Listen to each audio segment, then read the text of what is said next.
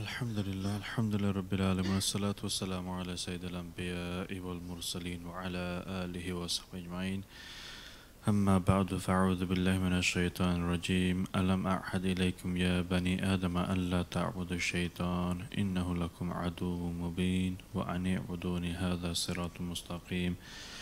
Sadaqallahul azim. Allahumma salli ala Sayyidina Mawlana Muhammadin nabiyil ummi wa ala alihi wa sallam tasliman kathira.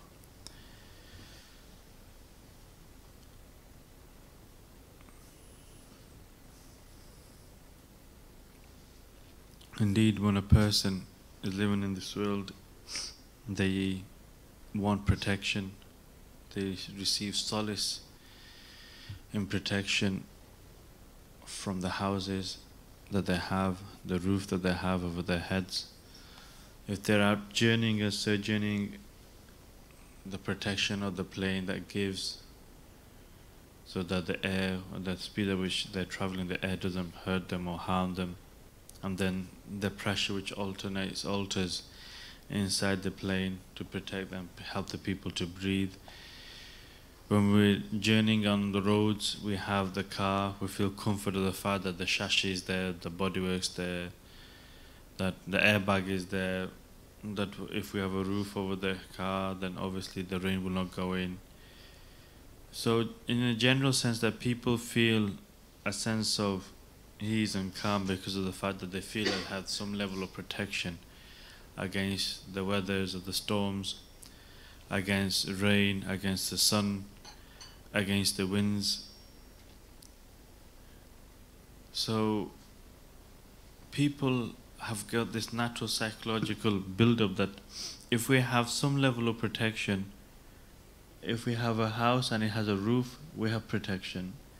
If we're on a journey, we feel a lot safer and more comfortable if we know that this vehicle that we're traveling in has a roof, has good tires, has sufficient fuel, is not going to break down. We feel this comfort because of protection. And sometimes what happens is that when the weather does go to the extreme, like recently you heard that a few days back or yesterday or so, I think a couple of days ago, when you have freak weathers like in Cornwall or down south of England, and you have barrage of rain and thunderous rain, and it's not normal, and a barrage is down and it floods the whole village. So whatever village there was, the rain sweeps it through, and then it floods the houses, wrecks the homes. And as one of the inhabitants described it, it was like a tsunami but in reverse. A tsunami but in reverse. Normally what happens in tsunami is the water actually comes from the sea into the land, and this one is that it's from the land, from the sky to the land, and is going to the sea. How strange and how amazing Allah subhanahu wa ta'ala is, that whatever way He commands it, it is to be. Whatever way He commands it is to be. So what happened was that the water swept everything out from the hills, from the land, and all the way to the sea. Everything got destroyed, whatever is in its way. So then what a person could be asking is, where was the protection then? If we thought that we had protection, what happened to that protection that we kept tawakkul upon? The roofs, the buildings, the cars, and so on. So it's all in the hands of Allah subhanahu wa ta'ala. We should be relying instead of the roofs or the buildings or even whatever level of other things, protection that we put up, whatever defenses that we put on. It should really put tawakkul upon Allah subhanahu wa ta'ala first and foremost, and then rely upon the means. So it's a natural thing that human beings, insan, they feel a sense of protection, the sense of comfort or security that they know that they are being protected. This is just for worldly matters and worldly gains. If they feel a sense of comfort and ease when they're protecting their houses, they feel a sense of ease and protection and comfort when they know the job is protected. Or as some of us, our no claims bonuses are protected. So we feel a sense of ease and calm when things are protected. The question that we should be asking ourselves is, okay, if this is the case, that it's something which is natural, if it's natural that we feel sense of ease and calm when we have some security and protection, then what is the security and protection for our Iman?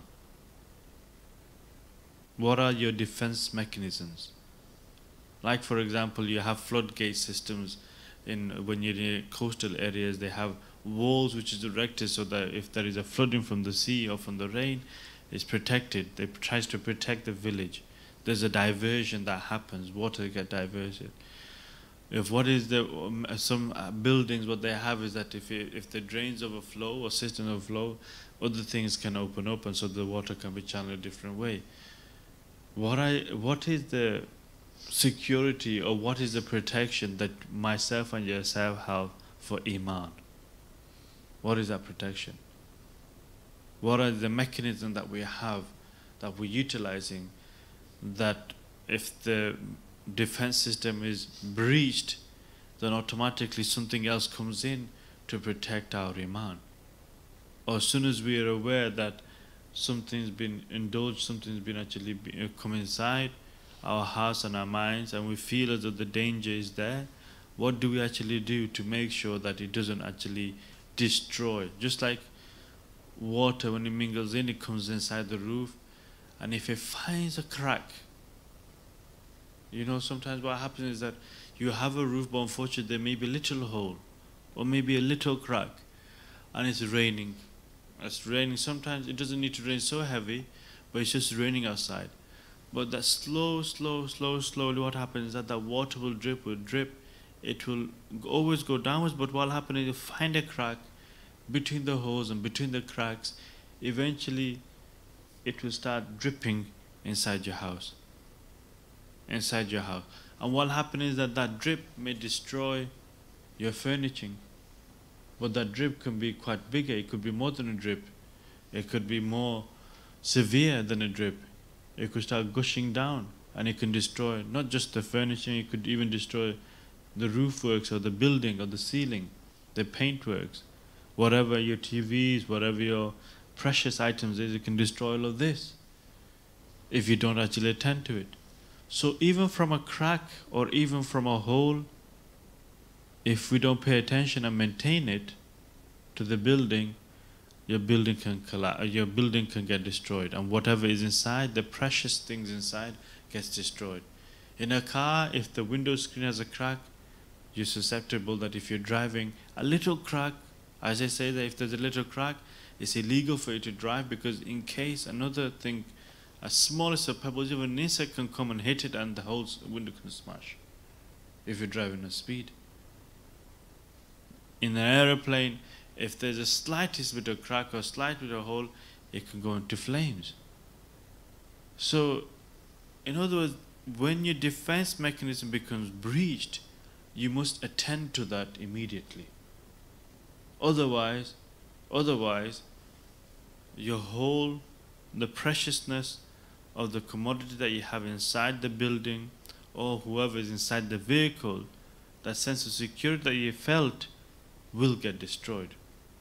To what level it gets destroyed, it depends on what severity of the storm is, or what severity of the impact is, and what things is inside will also determine to how dangerous that storm was, or how dangerous that breach was. So sometimes what happens is that when your defense systems get breached, when your natural defense systems for your Iman get breached, you automatically are able to realize that have been breached. What we mean by that is that if you do a kaba'ir, a big sin, a great sin, a big sin, you say a big sin, a kaba'ir, is that automatically people, when it's kaba'ir, they know I've done a big sin, and they do tawbah straight away. Because they know they've now breached the hudud of Allah subhanahu wa ta'ala, the command of Allah subhanahu wa ta'ala. Automatically you think that, wait, I have breached the command of Allah. This is the boundary, and this is a big breach that I've done. I must repent immediately, otherwise my iman is in danger. My iman is in danger. So we know when there is a breach, when we know, for example, when the roof has actually been destroyed, or we can feel and we can see that the tiles have fallen off completely, and we can see the hole in the ceiling. It's obvious that we know there's a breach there. We know that something's happened there. We must attend to it immediately. We realize that it's not a problem, it's not an issue. When there is a major breach, we can understand that we need to attend to that and make sure that is actually rectified and sorted. I.e., we turn towards Tawbah and do Tawbah straight away. But the little things, or you could say the little cracks, which we don't take so severely, which we don't take so seriously. For example, is that those little sins or the small sins, all sins are sins. We don't really like to say this is a big sin, a little sin, just for the fuqaha that made it easy and simpler for us, because sins at the end of the day are actually disobedience. And disobedience is actually will only reap, and the result will be the displeasure of Allah subhanahu wa ta'ala. Either way. But what we'll think is that, oh, this is a minor sin, or this is a small sin, it doesn't matter. And the danger is that accumulation of those minor sins is just like that water which is just building up. Like we have this ceiling here, unfortunately, is that what happens is that the water, when it's continuously just dripping, it stays float, and all it is doing is just finding a crack. And when you are continuously doing minor sins, it's building, it's piling, it's building up. You're not aware that it's being breached, or you think it's not being breached because you're not seeing the water gushing down. You're not seeing the immediate effect. But what will happen is that there'll be a pile up of the water, it's flooded there, it's pile up, it's looking for a crack. It's weakening the barrier. Eventually that water is weakening the walls, it's weakening the barrier, where eventually it starts sipping through and it will destroy you. It will destroy your building. It will destroy it. And what happens is that, okay, maybe there's a little crack, the station water happens is that it's weakening, that's definitely for sure. It may facilitate for you, what happens is that that small part in which you are not thinking there's any much danger, it's weakened the ceiling, it's weakened the foundation, it's weakening everything. When there is a severe weather, when there's a stronger rain, harsher rain, gale force rain, winds and severe weather, automatically it will actually be destroyed. Are you all with me here? Are you all understanding, or are we all falling asleep?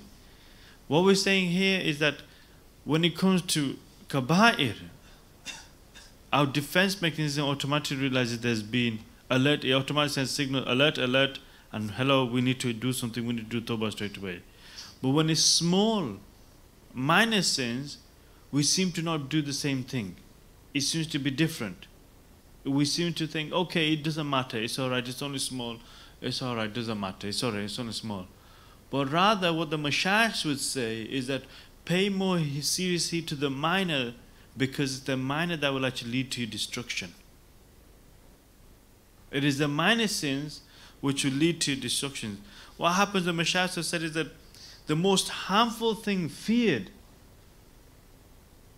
the mashayikh, what they've said is that the most harmful thing which is feared for you are trivial sins. Those things that you think, oh, it doesn't matter, it's only little, it doesn't matter. It's not that kabair, it's okay, it's fine. You like to consider the enormities to be serious and therefore repent from them. But you underestimate the minor sins, so you do not repent from them. So when it's a big, major sin that you commit, you will automatically repent. Mashayikh is saying is that when it's a minor sin, when you're committing a minor sins, you don't think much of it. You think it doesn't matter. So you don't do tawbah straight away. We don't do tawbah straight away. And what happens is that thus you are like someone who encounters, this is the example that the mashayikh have used, is that you're like someone who encounters a lion that Allah saves him from. but it is defeated by 50 wolves. It is defeated by 50 wolves. That what happens is that you see a lion, and you say, "Mamarga, that's it, I'm going to be dead now. Okay, this is the lion, it's going to eat me up." So Allah SWT saves you from a lion. But you see a wolf, you go, "What is this wolf?" Or you see a dog, maybe a few dogs, and you think, "Oh, what is this?" But great number of dogs, great number of wolves, if they gather together, they can be a force and they can destroy you. Similarly, is that a major sin, you think, "Oh my gosh, it's very major. Allah SWT, save me, please forgive me." But when you're committing a minor sin, you think, "Oh, it doesn't matter." But it can eat you. The minor sins is what is actually eating me and you.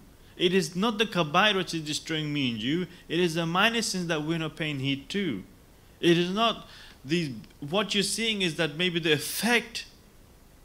If you actually analyze now, go back to your homes and go back and see your amals, you will see that the kabair that you might have done, it wasn't the kabair. There were minors before that's why you committed the kabair. You've not paid attention. You've not paid heed. If you actually analyze, go back and analyze, don't just see, "I've missed my salah, I've missed my dhikr, I've missed my muraqabah, I've missed it." Don't think like this. Think like it's, "Okay, listen, let's see and let's analyze now." You will see in there'll be negligence in usage of the tongue and usage of the eyes, usage of the ears, usage of the hands. So may you have been negligent and you've not done tawbah from that. And because of the fact that repeatedly you've been doing and committing those wrong and useful actions of these organs of the body, it's not the fact that you did the riba straight away. That's a kaba'ir. Okay, you did riba. You swore. You actually did other things, even bigger things. Slandered. You will see that it led, something happened for you to accumulate those smaller sins that led to the bigger. Something you will see that you think, "Oh, it doesn't matter, it's okay. It's fine, it doesn't matter, we're not so worried about that." But if you were to analyze, go back and analyze, is that, I'm not saying that we're all, alhamdulillah, you brothers are pious brothers, is that if I look at myself, I will see, is that, okay, how did I miss this? How did I commit this?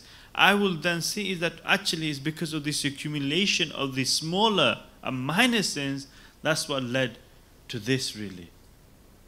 It's seldom that you actually commit the kabair straight away. It would have been something that you're doing. The cautiousness, like I said, the defense mechanism that you have for the kabair is strong. You automatically know that there's an alert system. Here we go, something, my defense has been breached. But when it comes to the minor, it is not so sensitive. It is not alerting myself and yourself. And this is what the Mashayikh is saying, is that the danger for us and the danger for myself and yourself is the minor sins, because we don't repent from them. And then he, alayhi rahmah, then said is that it states from the Quran, Allah said in the Quran, and you consider it is insignificant, though in the sight of Allah it is an enormity. That you think it's minor, it's insignificant. That's why the Mashayikh said is that don't underestimate the value of a good deed, one good deed, and don't don't underestimate the seriousness of a minor bad deed. Because either way, it leads to, this little good can lead to greater good, but also the little harm or the evil can lead to greater harm. Then he alayhi rahmat then goes on to say, nevertheless, if you persist, if you carry on doing minor sins, you're persisting in doing it, minor sins, you persist, it becomes a enormity as poison. Now, if you have cultivated, if ourselves, all of us will have one or two major weakness, one or two major obstacle that crushes us. Every single one of us here will have one or two. Different thing, maybe the same, but maybe different. Meaning that all of us have got different weaknesses, but some of them may be universal, like, okay, we've got this problem, that problem, okay, this problem, okay, we're all suffering. But to greater extent is one will be greater than the other. But one or two major obstacles that you have, if you now analyze that, those major obstacles, is that it's the minor who is actually building that. Whatever that obstacle is, it's the minor. which actually building, and then it goes to the major, and we see the major obstacle. But if we were to cut the minor of the usage of whatever organ it is, or be it the mind, or be it the heart, or be it at whatever level, it's the minor things. If you were to analyze, is because of this, that's the thing which is actually killing us, that's the poison which actually kills us, even though it's in small dosage. That is the thing which is actually destroying us, but we don't seem to pay heed to that. And that's why a minor sin is like a spark of fire. If you were to see like a minor sin being like a spark, you can burn it, but this spark, what happens is that it's like a spark of fire. A spark of fire can actually cultivate, and it can grow, and that fire can grow, and it can destroy not just a room, not just a building, but it can destroy a whole village just by that one spark. Because it needs a fire to be created, just needs a spark. A minor sin is a spark, and that's it, can destroy anything if you don't pay attention. Now, like we say, a spark, what happens is, likewise, is that just like if you leave the spark unattended, it becomes a fire, and it can engulf the whole building. But a spark can also be put out straight away as well, through tawbah. You can always put it out straight away. Now, like I said, is that we don't seem to be paying attention to this, and we don't focus on this, and we focus on the major, but we should be focusing on the minor sins and the thing that is leading up to those, and try to actually repent from that and solve that as soon as possible, and address that as soon as possible. Address to the cracks, address to the holes, address to the whatever you see that the defense mechanism is going to be breached, address to it. And that's why every single tertib of the course is important, where one supports the other. So don't think that I've come onto the mind stage, I've gone to the heart stage, and that's it, I am okay now. The other bits, no, you'll see that your defense will breach to the heart level, to the mind level, due to your organs, if you don't pay attention. And that is why many brothers and sisters, they're seeing is that, wait, I'm on the third stage, but I'm still struggling. I'm struggling with my eyes, I'm struggling with my tongue, I'm struggling with my feet. You need to be alert then. You need to keep alert, and you need to refresh. What the Mashayikhs would say, that if you've actually gone to the third stage, or if you're on the mind stage, and it's been many years, you're on the mind stage, and you feel as though that you're weakening with the sensual organs of the body, with your eyes, with the tongue, with your hands, your feet, the private and stomach. If you're weakening that, what you should do is, let's say for example you've been on the mind stage for 5 years, or you've been in the heart stage now for 3 years. It's been about 6, 7 years, or 5 years, or 3 years, or you could say that you've not done the cheats of the organs of the body, and you feel as though you've been breached. Well, what you do refreshes. You refresh yourself. You carry on with the mind. You carry on with whatever heart stage you're doing, but what you do on the side, you try and refresh it and refocus on those organs. Simultaneously refocus on those organs and make sure you patch it up. Patch up the crack. Patch up where you think that you're being breached, with your eyes, with the tongue, with your hands, with your feet. If you see there's a breach, patch up the crack, heal it, replace it, strengthen it, so that you are not breached at the mind level or the heart level through the organs of the body. That is what we're trying to say here.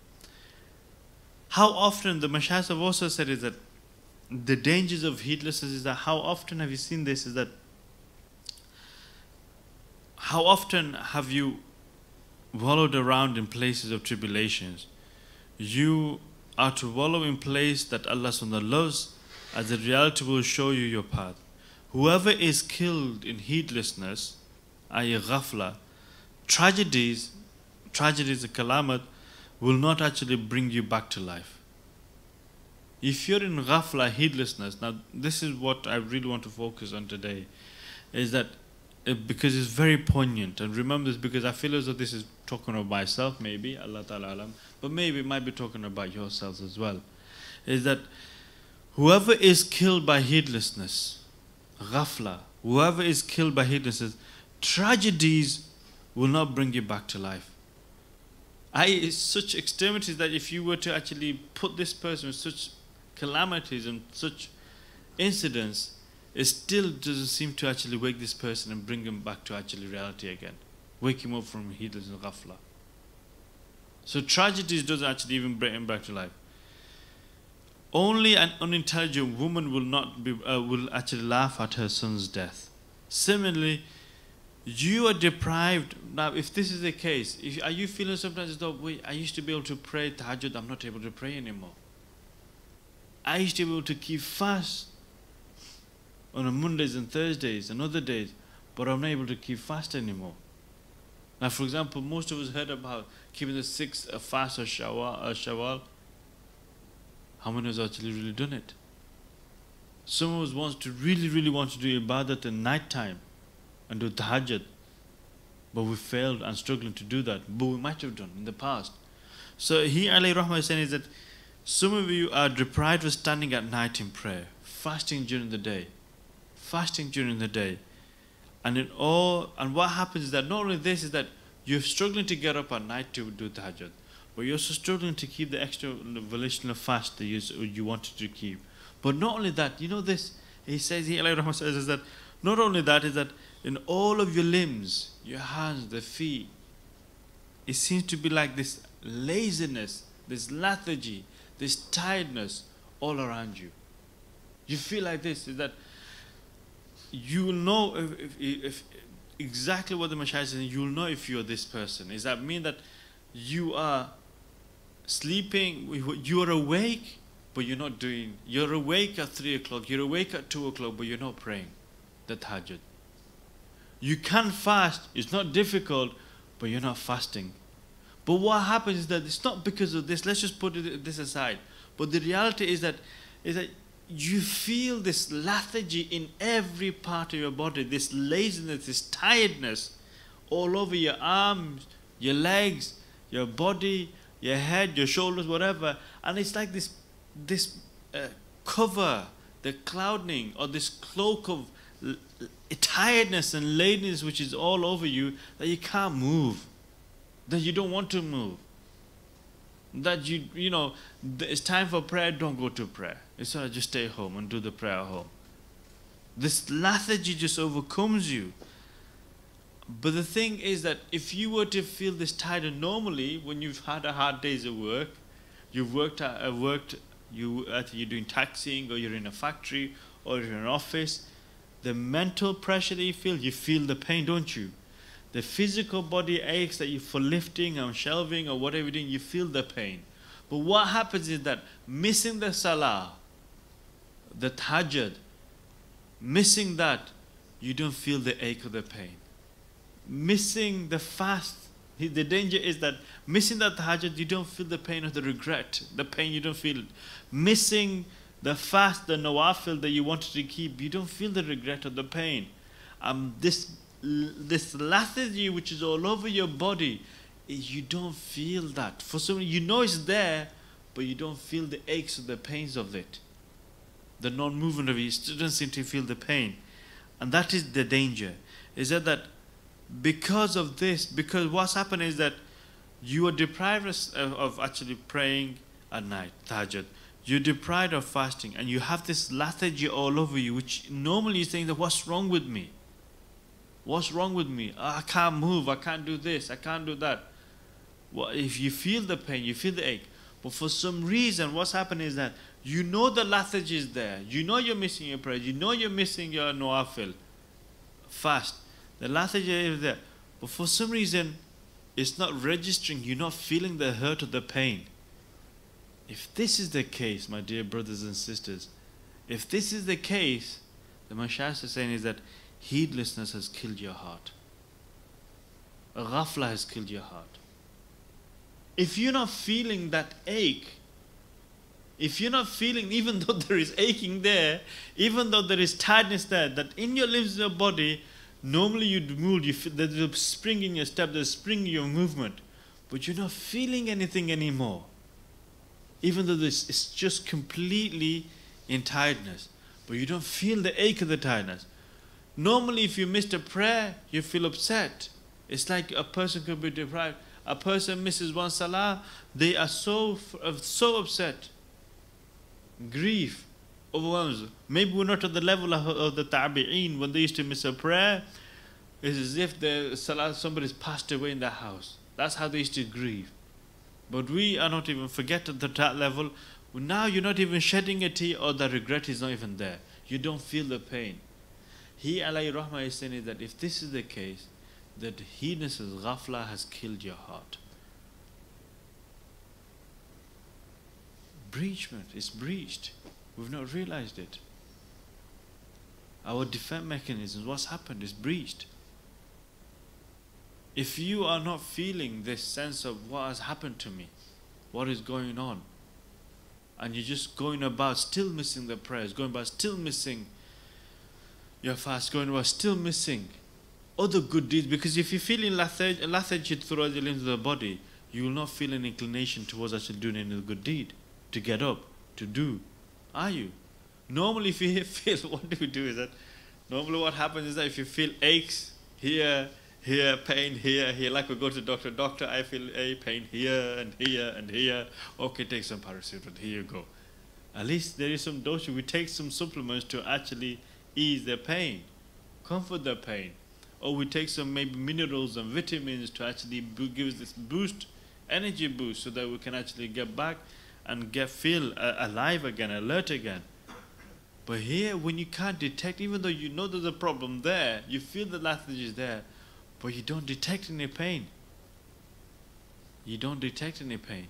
In other words, you don't think there is anything wrong, but you can see there is something wrong. And that is the danger. And if that is the case, then this is the danger of ghafla, heedlessness. And it's killed the heart. Our heart has become dead. It needs awakening again. It needs attention again. A living person, listen to this, a living person feels the pain, isn't it? A living person feels the pain. If you're alive, if your spiritual heart is alive, you feel it. When you commit a sin, you feel it. When you missed your azkar, you feel it. Now days have gone, you're not doing azkar, you're not feeling. Months have gone, you're not feeling. Muraqabah, no, you're not feeling. Initially, months have now gone past, you're not feeling. Months have gone, you've not been to the gathering, you're not feeling. Months have gone, years have maybe passed, you're not seeing the mashayikhs. Many brothers are not even, one of the conditions that we put, brothers and sisters, please be aware, is that one of the conditions of the path is that the preconditions, and you should know about it, every minimum month, every 40 days, you should be now revising your course. Revising the course. Irrespective, you go forward or backward, doesn't matter. You're supposed to, it's like a daily appointment that you're supposed to have. I have an appointment every 40 days, you're supposed to update. Now everybody's looking, and now everybody's with their head down. Now if I say that, when was the last time you had your appointment? And we've gone above that now, we've gone above it. What was the reason we came here? Have we gone now so high that we are all good now, we've actually reached and we achieved? Is this what it is? We've achieved it now. No, this was a shart, this was the condition. Every 40 days you're supposed to update. Oh, Hazrat, what says you? Hazrat Sahib's not here. Okay, when Hazrat Sahib is here, what have you done? Course update. This is the reason why the Mashayikhs have actually put the systems down. Okay, fair enough, I am saying that Hazrat Sahib is here. They're here. When have you said I need to do a course update?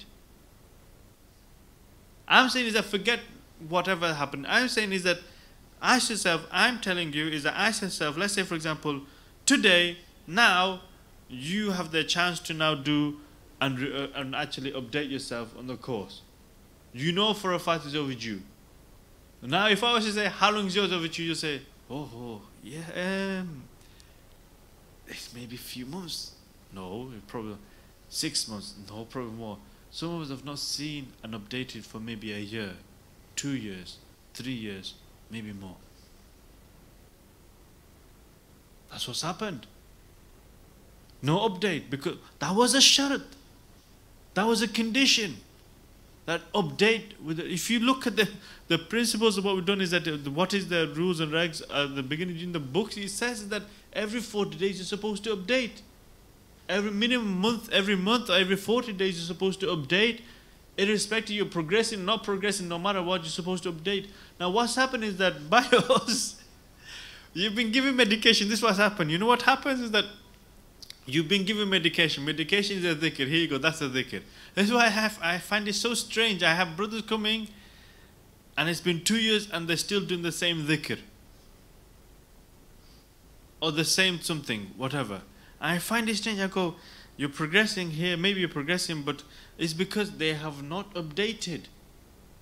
If there's something's not working, if the dosage is not working, it can be adopted, it can be changed according to your problem, according to your need.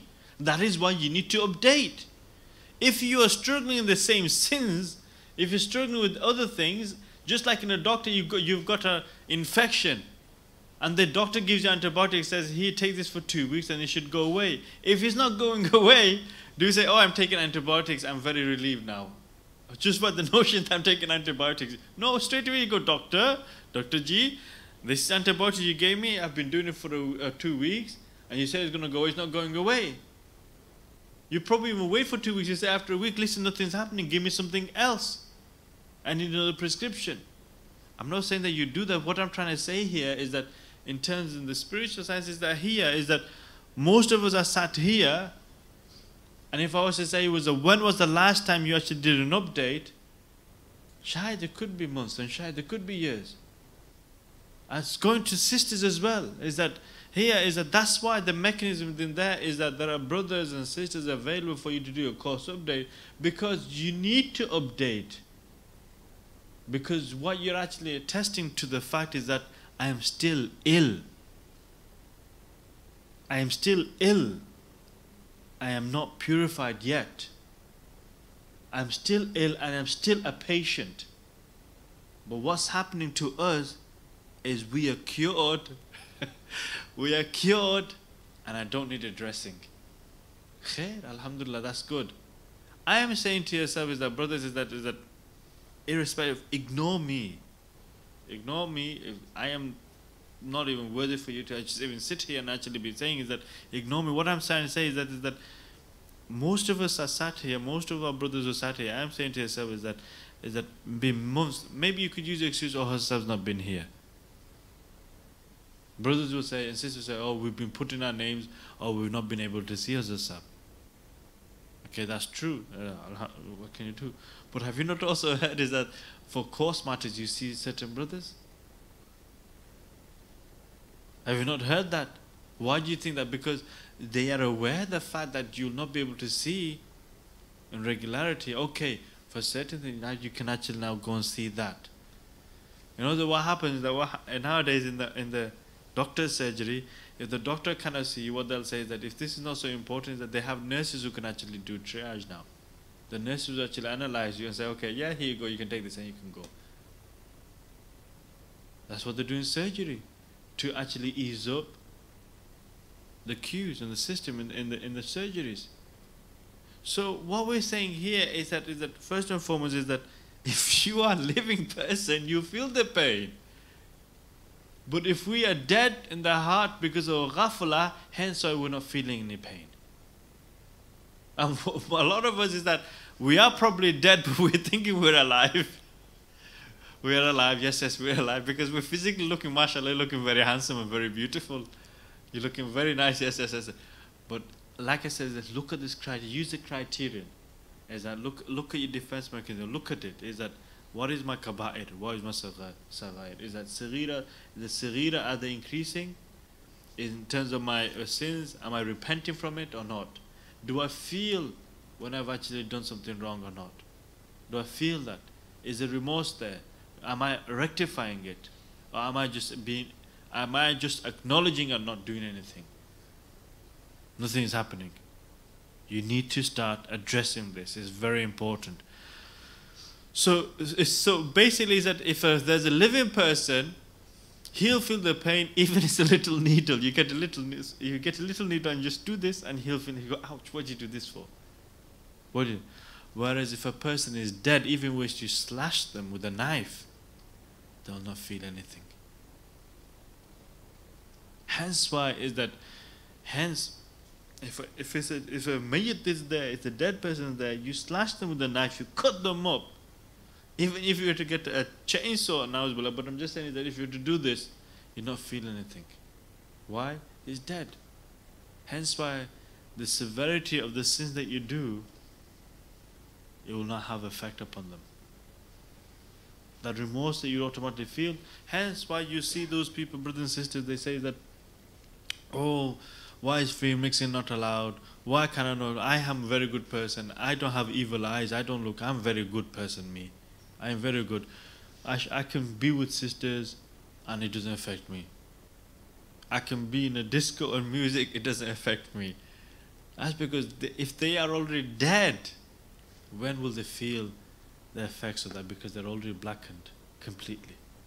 Hence why their systems, the mechanism, the defense mechanism is already shattered, is gone. For example, you know, in those of you who studied sciences, let's not even go to sciences. Let's say, for example, I have this white cloth here and I have a dark cloth. If we have a black cloth and we have a white cloth, you can all imagine this, can't you? You have a black cloth and you have a white cloth. Now, if I was to put a black dot on the black cloth, can you see that dot? Will you be able to see it? Oh, of course, you're not going to be able to see it. Now, if I was to put a black dot on a white cloth, can you see it? Straight away, even if it's just one. You know, I say this many times, that don't you just hate it when you're in Jummah, you wear white, beautiful white, and then you always notice that one little black spot which is there, and you go, why was my white jubbah? Why not the jubbah? But it always seems to be the white jubbah. You always notice, oh, there's a black spot there. Where did that come from? Or there's a curry mark there. It's always with the white jubbahs. Any other jubbahs, you never see the stains. But with the white jubbahs, you always see it. So what I'm trying to say is that those people whose heart is already blackened, no matter a kabira or saghira, it doesn't recognize it. That's what they say, is that we can be with sisters, we're good, we're all right. We don't need to do report that we're good. We can go to discos, it's not a problem. We can listen to music, it doesn't affect us. Why do you guys get so affected for? Why are people so affected for? You see, we're not, oh, look, we are, alhamdulillah, we are good. We're good people, but why are you people so affected? Why are you so cautious for? Let them be what they want to be. It's because if the heart, like I said, is that if the person's heart is dead, is darkened, even when you were to put another black dot, another black thingy, it's not going to see it. Whereas that person whose heart is white, no, don't literally now just say, Brother Qais, their heart is white. I'm saying that literally is that spiritually, if it's cleansed and it's pure, a littlest thing that you do wrong, a littlest thing that actually you commit, automatically the senses will detect and say, this is something wrong here. And you can see it and feel it. Because you're not comfortable. You know, when you wear something really nice and pristine for the first time, and the littlest mark that you have on the clothing, you don't feel comfortable that there is a mark here.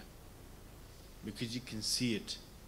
You're not comfortable that your brand new clothing has been actually soiled in any way or destroyed in any way because of the little mark. You feel upset. Similarly, the awliya and salihin, although they are not persistent, even let alone the kabair, but in the saghira, they're not even persistent in this. But if it ever occurs, they are straight away repentant, they straight away rectify and make amends for it. And that's what the Mashayikh is saying, is that if your heart is ghafla, full of ghafla, you're not going to feel it. But if it is not in ghafla, you will actually feel the effects. Therefore, know that your heart is, they're saying that if your heart is dead, you will not feel any pain. So know that your heart is dead, so you must, now what's the thing to rectify it? What's the thing to rectify it? Getting the electrical thing and then, you know, standing by the electrical charge, you need to revive that heart again, isn't it? When you have a person whose heart has stopped beating, is dead, you get the you need to electrocute them so that they can actually bring back to life. The defibrillator is there to bring them back to life. The effect of that defibrillator that we have to actually bring somebody back to life, he alayhi rahmah, Shaykh Ibn Atullah Sikandari rahmullah, they're saying is that you need to sit in the gathering of nasiha. You need to sit in the gathering of nasiha, of wisdom. Because in there is this fragrant breeze from paradise. This is where myself and yourself, my dear brothers and sisters, is that we say by words but don't really mean it, is that what Allah subhanahu wa ta'ala, He has complete power of everything and everyone. Isn't it? Yeah? You sit in that gathering, Allah subhanahu wa ta'ala can put in that person's heart, the speaker, something in his heart and in his tongue that will now directly affect you and move you and change you. If you have the right heart and the right intention. Allah subhanahu wa ta'ala can put it into the heart and the tongue of that person who is speaking so that it can affect you. Whatever issue that you're going through, it can affect you, it can change you. That's what we're supposed to believe.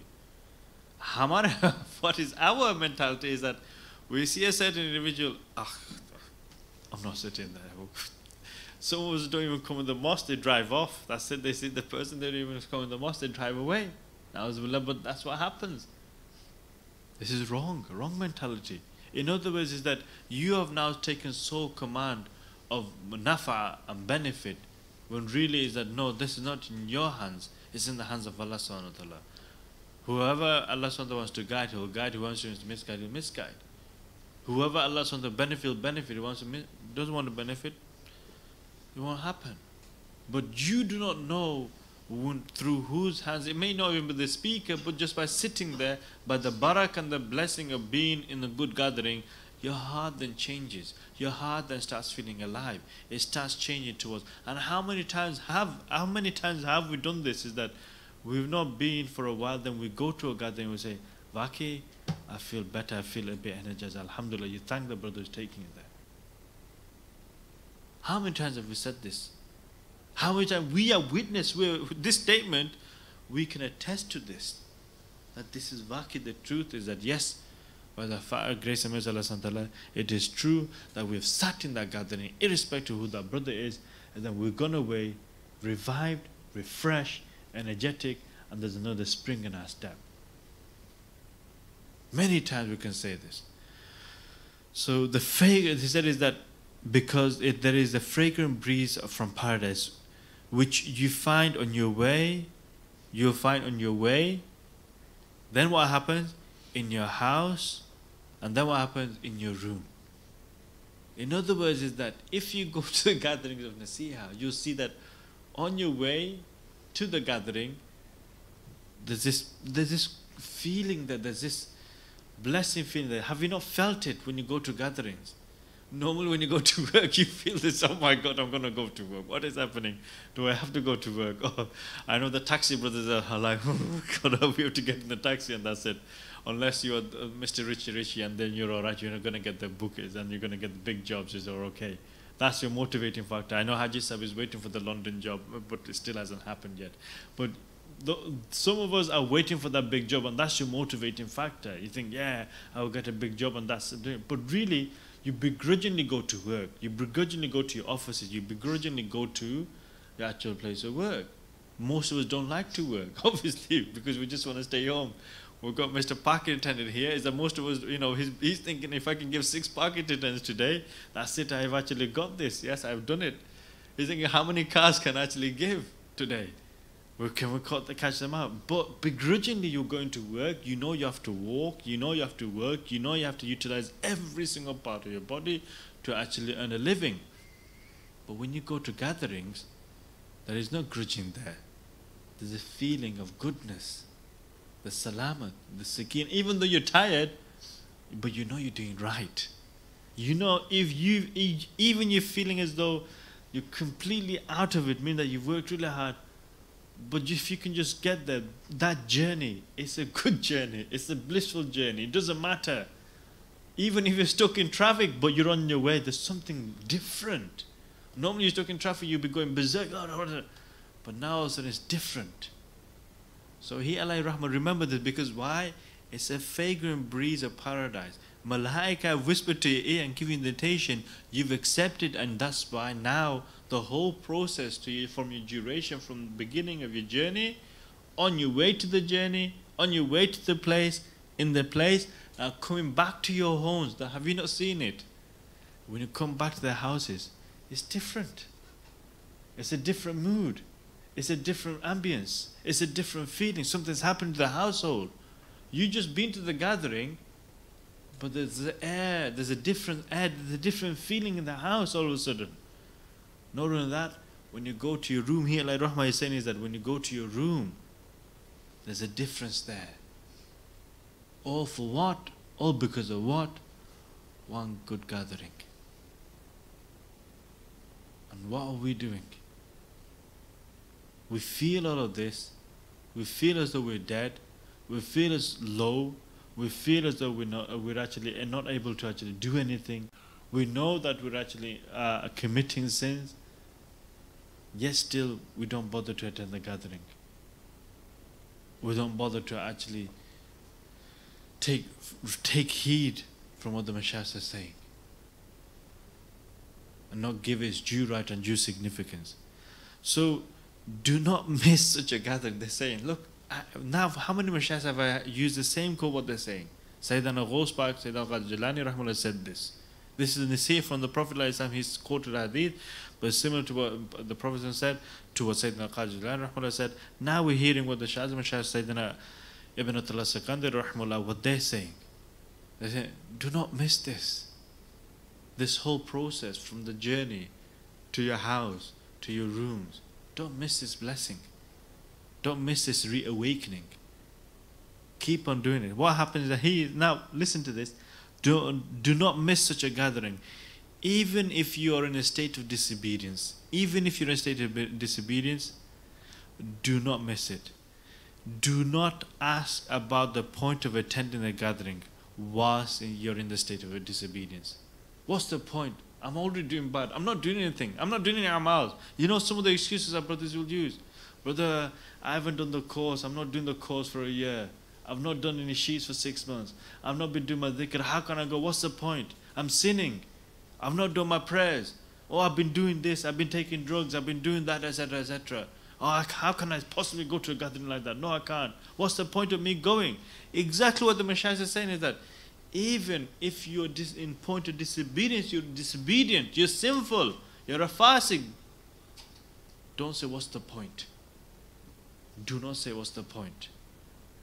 Don't say, why should I go? What's the point of me going? Don't even say this. Don't say it. Why? Do not ask about the point of attending such a gathering and say which you are unable to forsake. Rather, why they're saying that, rather, what is it? He's saying the example of this is like this. Rather, the archer should shoot. You are the archer. You are the archer. You have an arrow. You should shoot. That's your objective. You are to shoot. Yeah? If it does not hit the target today, then he will do so tomorrow. Is that if you're not actually getting yourself up today, if you're not actually changing your habits today, eventually, in other words, is that eventually a change will come, my dear brothers and sisters. A change will come. If you're disobedient, you're sinning, you're struggling with your prayers, you're struggling with dhikr, you're struggling with your sheets, you're struggling with other issues or other problems, other sins, and it's overwhelming you. And you're thinking, no, I can't go to the gathering, it's too difficult. How can I go? How can I possibly attend? How can I possibly do this? How can I possibly show my face to the brothers? How can I possibly actually show my face to Hazrat Sahib? How can I possibly do this? It's too difficult for me, I cannot do it. Don't. Attend it. He's saying is that, hey, like Rahman is saying is that you are the archer, you're the person who should shoot the arrow.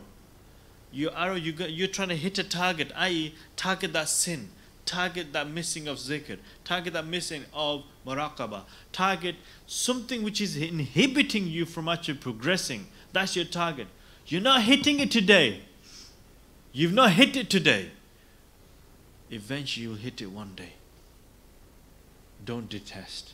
Don't desist. Don't desist in actually your efforts in acquiring and hitting the target. Keep on doing it. Keep on striving towards that. Eventually the target will be hit and you will succeed. So if you are feeling, my dear brothers and elders, is that you are feeling, and sisters, is that you are feeling as though yeah, there is lethargy there. I used to be able to, this is what most of us will say, I used to be able to do that, I'm not doing it anymore. But there's a little, initially there was regret, but now you're not feeling regret anymore. I used to keep fast, but I'm not doing it anymore.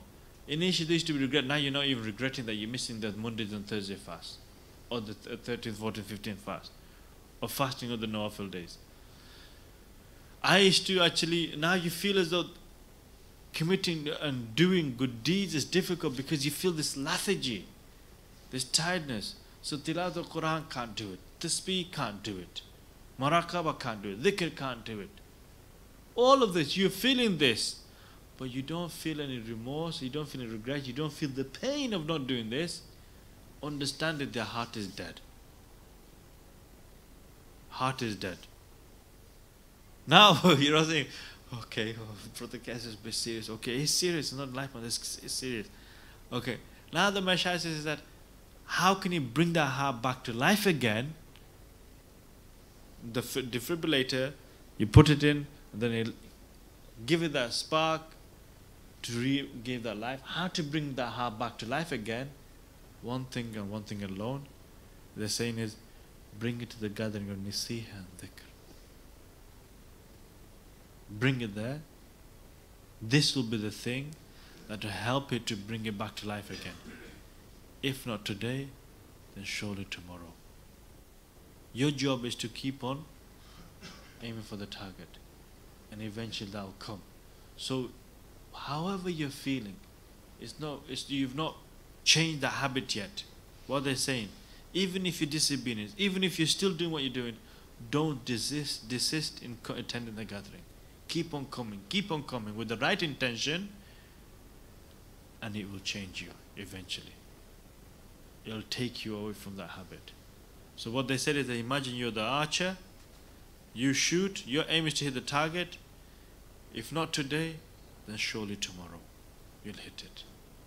That's how you have to see it. Okay? جزاكم الله خير وحسن الجزاء سبحانك اللهم وبحمدك أشهد أن لا إله إلا أنت أستغفرك وأتوب إليك.